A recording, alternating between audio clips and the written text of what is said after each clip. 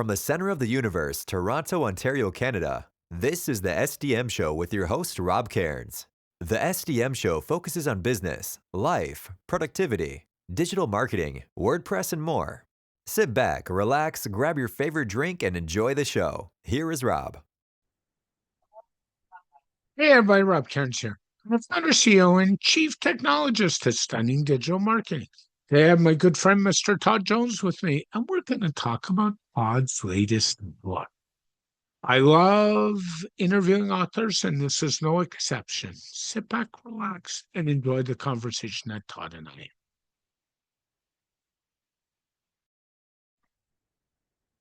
The SDM Show is brought to you by Stunning Digital Marketing, the digital marketing concierge that helps you put all your marketing pieces together. We are your marketing experts.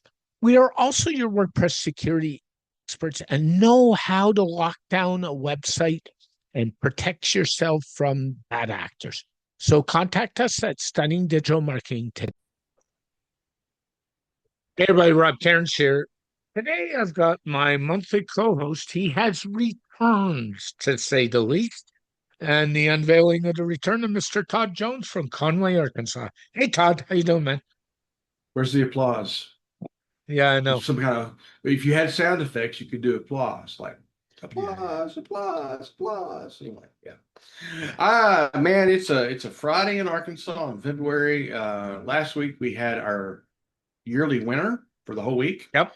And our trial of Alaska is finished, and now we're back to a normal Arkansas winter, which means it's going to feel like spring today. We're supposed to get up close to 70 degrees, and I'm not upset about that one bit. Listen to me. Send that here, because those who know, you have two dear friends. One's in Minneapolis and one's in the Toronto area.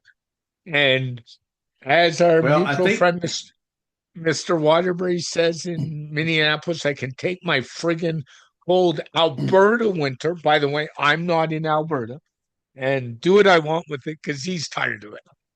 Yeah, this is coming straight out of the Gulf of America.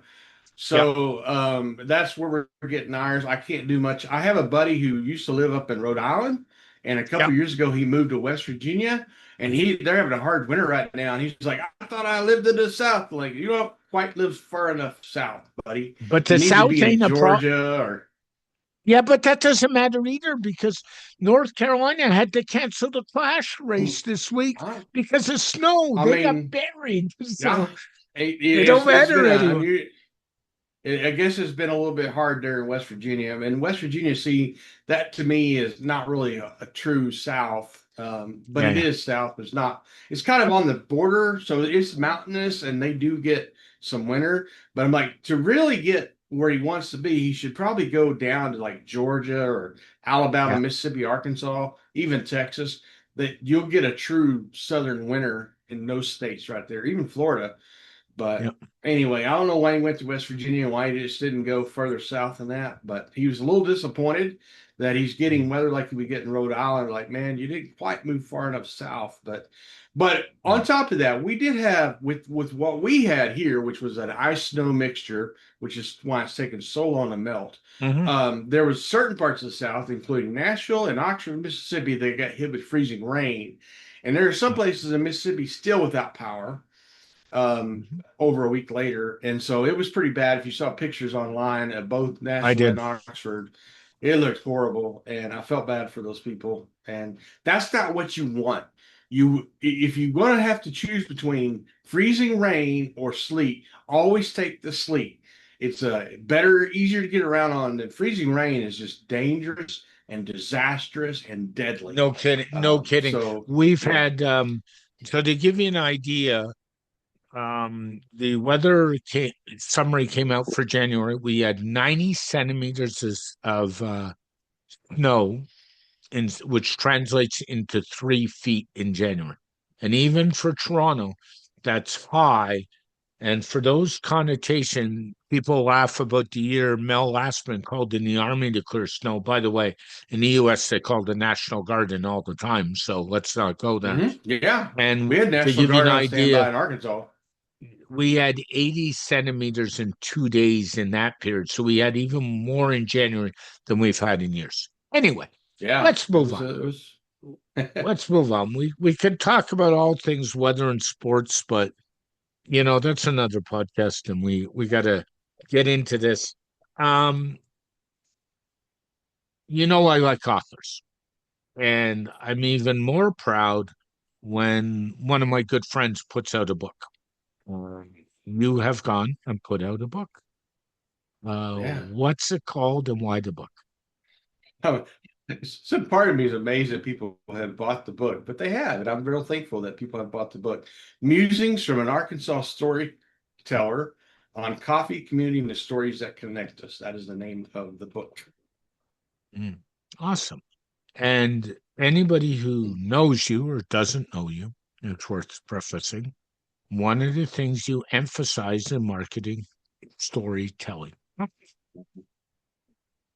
Yeah, and so last year I thought, I need to do something like put a book out, and I've thought about this for a long time, and I have friends who put out books, and it's like, well, I don't have anything to say. Like, what am I going to say? I kept like looking and searching, and then I thought I thought one day, it's like I've written all these emails for the last several years. Most of them, as you know, are story generated. It's like story and then connected to a point, and that's pretty much the MO for the most part for the last several years. And I started looking back through some of those emails, and I found several that I thought would make, I was thinking like an essay book, really, is what I was thinking. Like basically, these are short essays. So the book is not real long. I think it works out to about 45 pages, something like that. It's gonna be quick reading, fast reading, in terms, and hopefully a little bit fun because they are story based. Each essay is like kind of a story point.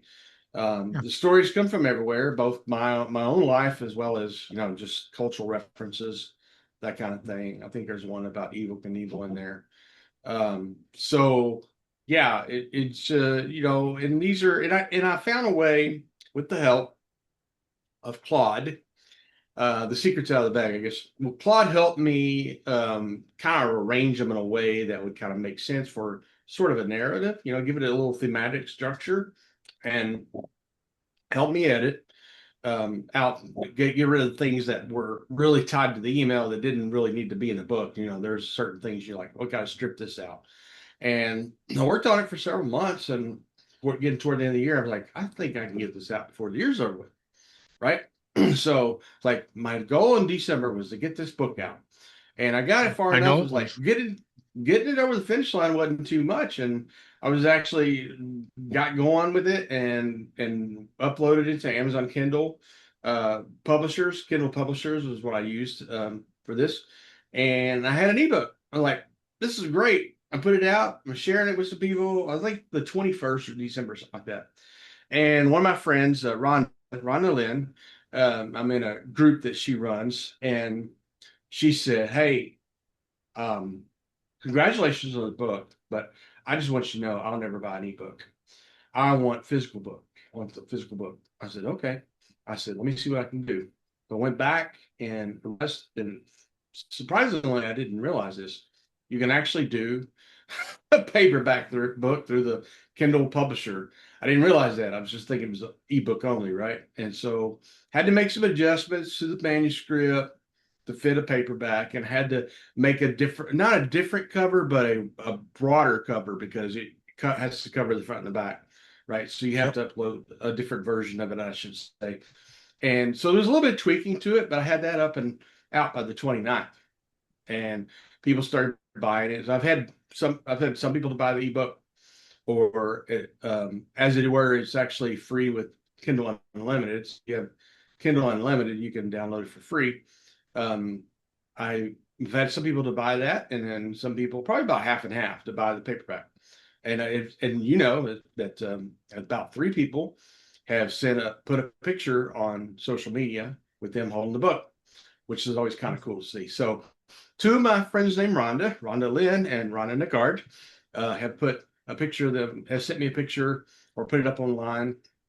of them holding the book and a lady here in town named Deanna. So there's three people, and I was telling some guys the other day, it's like, hey, if you get a copy of the book, and I said, take a picture of yourself, put it up. I said, right now I've only got women who are taking a picture of Well, themselves and put it up. so as you say that, I promise you by Sunday night you will have another one Okay, you got because one kind. my my paperback just got ordered. Okay, good. And Yeah, and that's you should and you should give yourself a lot of credit because one of my co-hosts and good friends is Bridget Williams.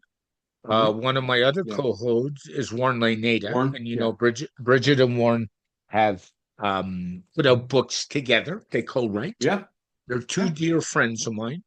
yeah. I have to preface the disclaimer by saying I've written a foreword and an introduction for them on multiple occasions, so I've done that. Hmm. But it's a lot of work writing, and even I'm working on an ebook podcast series, which I started last year and I had to shelve temporarily. I put out the first volume, and I'm like, lot to go. And even I'm doing it now. I'm releasing mine, by the way, for free, so I'm not even charging Hmm. for it. Yeah. But it's still a lot of work, and I know authors, and they work hard, so you should be commended, Todd. Yeah, I mean, It's and good. I'll say that people like Bridget and Warren are inspiration to me to actually move Mhm. forward and do it. Like they did it, I can do it too.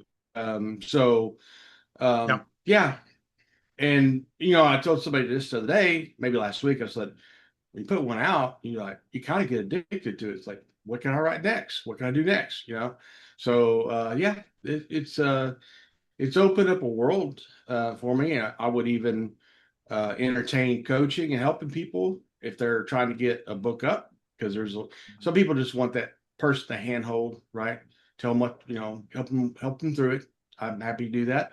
And I've even thought about perhaps ghostwriting some. So it's a whole new world in that regard. And Yeah. it's, what my friend told me, the one testimonial that I put out the other day, my friend Debbie from high school, she Mhm. said, it's so cool that I know somebody published a book. And I'm thinking, Debbie, I know a lot of people published a book, but in her world, I guess she didn't think she knew anybody had published a book, or either that, or she's being overly complimentary. But it was real sweet, and I'm like, It is yeah, okay, sweet because I have so what I'll tell you is my brother, and I've talked about my brother before.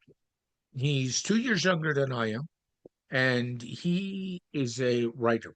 So what he does is he mm-hmm, interviews movie stars or TV mm-hmm, stars and writes feature articles. He's not a critic, so he's forever writing. And right, yeah. I uh, found his website the other day. You didn't even know he had a website. It's like I found his website. yeah. Anyway, I stay out of family's business because that's how I stay sane. And what I'm going to tell you is writing's hard work, and he writes every day, all day. I've got another friend of mine. A shout out to my friend Cal Miller. And Cal's an ex-journalist. He wrote for the Toronto Telegram, the Sun, the Star. And Cal has written 8 books, and I have several of them. And actually, I have all 8 of them, to be fair. And it's hard work, so you should be commended. Yeah, I mean, How I long always did? try to get the books of friends, especially like I'm Yep, me actually too. sitting here right now, and this is a book. I know David a little bit, but I can't say we're friends, but this is David Garfinkel, who is a well-known copywriter coach and copywriter, Yep. and very good book. One of my favorite books recently. I've got one by my friend Brittany Hodak. I was on a Yep. webinar with her yesterday. I've got one in the mail from Talia Wolf, conversion rate optimization queen. So yeah, I enjoy getting books from people, especially if I'm interested in the book, from people. And I've gotten a few signed. I remember when one of my books came, it came with somebody sent me the nameplate to put in there, so it was signature. When you don't meet the author in person, like you have to get a nameplate sent. So yeah, it's kind of fun to get the books of your friends, and It especially if is. it's something like Yeah. I've been watching And this and lady on by the TV. way, I'm with your friend who said I want a paper book. I do read ebooks. I have, Mhm, I don't know, I got 160 Kindle books in my Kindle library. mhm. But Yeah. but I do like a physical book before bed. And you know me, Todd. I'm always having conversation with you about what I read because I read a lot. Mhm. Right now, I'm rereading The Let Them Theory by Mel Robbins. Tiz is listening to the audiobook, so I'm rereading that book because I want to be able to have conversations with her. So that's good. I got a But bunch of books for Christmas money, and yeah, the one good. I just started on is by a lady named Tracy Walder, Yep. who was an FBI and CIA agent. And the reason I even know who she is, I saw her on on the news because she does a lot of expert analysis for certain events. And News Nation has her on quite a bit. I think she's on some of the other channels as well. And she's got a really interesting story because she was a little bit of a nerd growing up, but she was a Yeah. little blonde-headed girl. Went to USC, got into fraternity, and then she becomes an unexpected spy. That's what her book's Mm. called. So I was like, well, I really got to check out this book. So anyway, yeah, those are it's fun to do. I go in spurts with my reading, I think. So Yeah, I agree you do. We all do. I have a question for you. When did you actually start writing the book and when did you well, finish it? the Yeah. reality is whenever I started this, it was more of an assembly because I don't think I put anything in there that I had to write, like actually had to write, other than like the intro or whatever. So I was assembling. I started the assembly some point last year in the fall. I don't know, September, October, something like that. Yep. Um, I pulled out an essay I'd written for a book, and it didn't get put in that book. So I was like, oh, I'm going to put this in my book because it was about coffee and a friend of mine named Aliu. And Mhm. so I put that in there. So nothing was written like in the last year for the book because it was assembled from previous emails and other stuff I'd written. So basically, this is a massive example of repurposing stuff that was already written. Yeah. So, and like 90% of it is were emails that I sent to my email list. But, you know, most of the people reading the book never got my emails. So, it'll be the first time for them to read the book. It's about 45 pages long printed. So it won't take anyone very long to read it at all. Uh, but I think it's kind of like pull up a chair and we're having a cup of coffee and I'm just telling you a story. This is some of it's kind of advisory, and some of it's just like it's more it's not as it may be a little it could be come across as a little abstract, but I think the Mm. stories actually I like how Debbie put it. It's like he tells it uses storytelling in a way that allows you to absorb it rather than hitting you over the head with.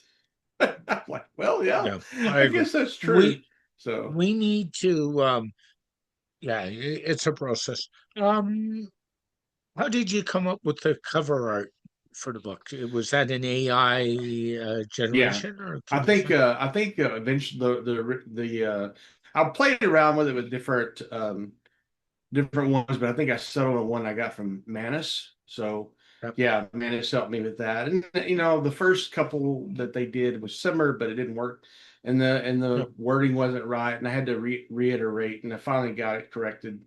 And so yeah, I really liked that one, that particular cover, because I had to open a book and had a cup of coffee, and so I'm like, I like this better than the other options that came up with. So yeah, I mean, in a perfect world, I guess I would have had like a designer to design a cover or go to there are software programs or online programs out there to create cover art for books and stuff like that, which you can do, or you can get Yep. somebody, as a designer off of, a marketplace or somebody to do it either way. So, but yeah, I used I think Manus was the one that I ended up using Okay. for that.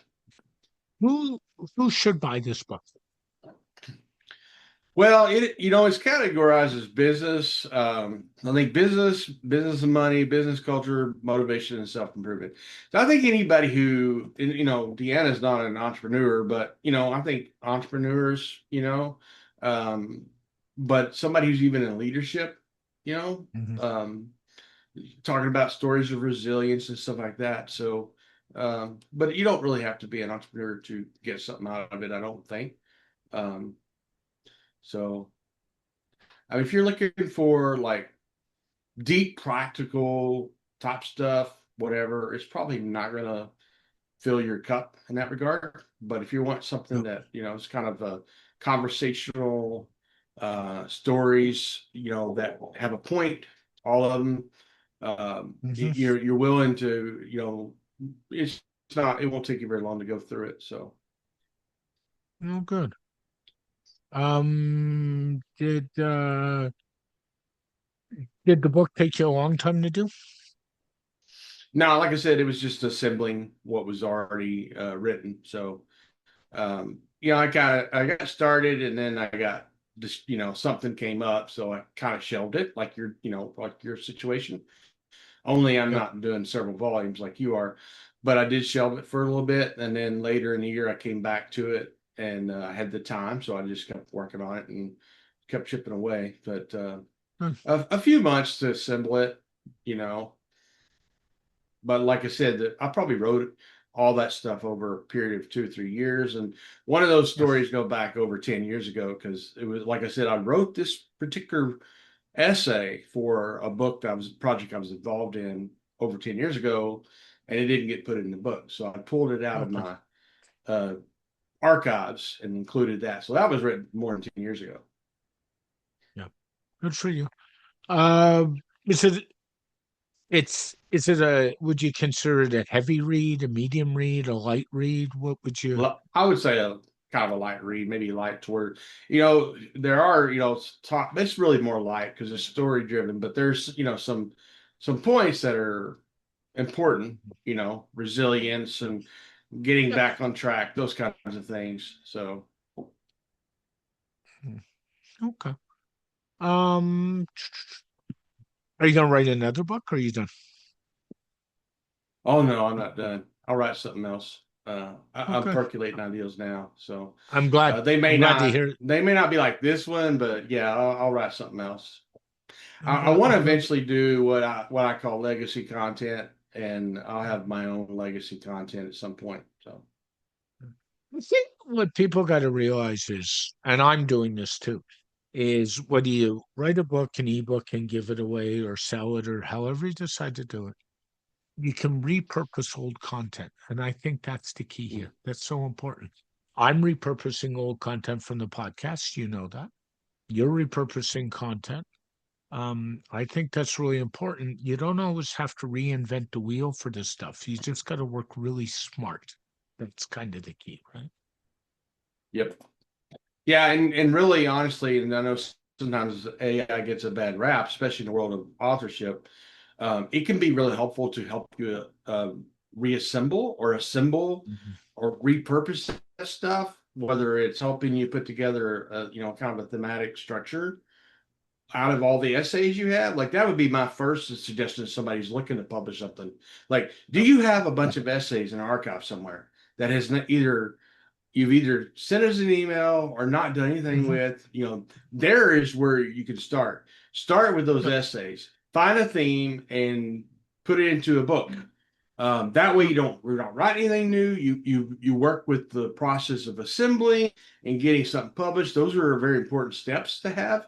because to me it's like when I learn to do something, sometimes the first thing what I have come across in my life as a freelancer, as a business owner, like when I go to learn to do something, if I'm like getting a course or whatever, I have seen people put so much pressure on that first thing you do. To me, I Yep. got to take the pressure off. So Agree. sometimes it's like just you're making a prototype, but you're not making a prototype for the thing that's going to save your life. You're making a prototype to learn how to do the thing that you're trying to do. So Mhm. like if you're trying to do a book, instead of like putting, putting so much pressure on yourself to write it perfectly, you're better off, in my opinion, if you're like me, is to find all the essays and assemble something that you can publish as a book. Then you learn the process of creating a book. of publishing a book, and you don't put the pressure on yourself about what you're writing because you've already written it. Yep. You might edit those things a little bit. You might change you might tweak it a little bit to fit into a book, but you're not putting all this pressure on yourself that this has got to be some kind of grand finale work, and that's the way I see it. But I have been in situations where like, oh, you got all this pressure to do this thing. It's like, no, I just need to learn how to do it. And then we can go back and, that. And then refine it from there. I 100% agree with you, Todd. There's no better way to write a book than that. Is there anything else you'd like to share about your book or about? Just like I said, it's in two formats, paperback and Kindle. It's only $3.99 on Kindle, $9.99. Well, I guess the Canadian price is different, but nevertheless, it's fairly inexpensive.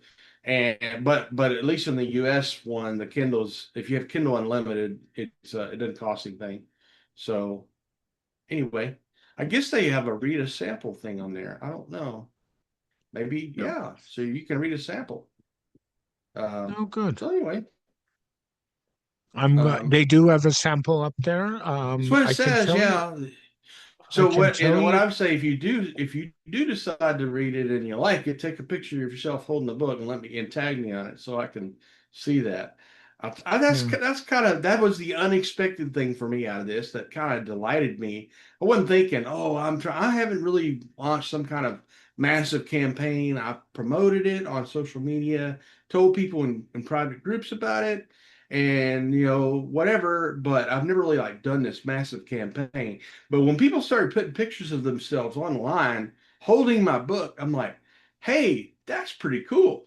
It is. So anyway, yeah, I'm like, well, okay, that's a cool trend. So let's keep doing that. I think the Canadian price for the paperback was $13.99, Todd. I don't know what the ebook price, if it's more. I think it was $5.99 Canada. $5.99. Yeah. So sorry go get Todd's book. My friends in Canada. That's okay. It's called 40%, buddy. Go get Todd's book. Go read it. Make sure you join Todd and I monthly on the podcast. Go over to Copy Flight. Todd does some great work. He's a great storyteller, and support Todd. That's the best Musings of an Arkansas Storyteller. Have an awesome day, my friend. Be well. You too. Bye. Bye-bye. This podcast has been brought to you by Stunning Digital Marketing, your digital marketing concierge to help the business owner put all his pieces together, whether it's email marketing, WordPress security, WordPress design and development, PPC, and more. Text Stunning Digital Marketing for all your digital marketing needs today.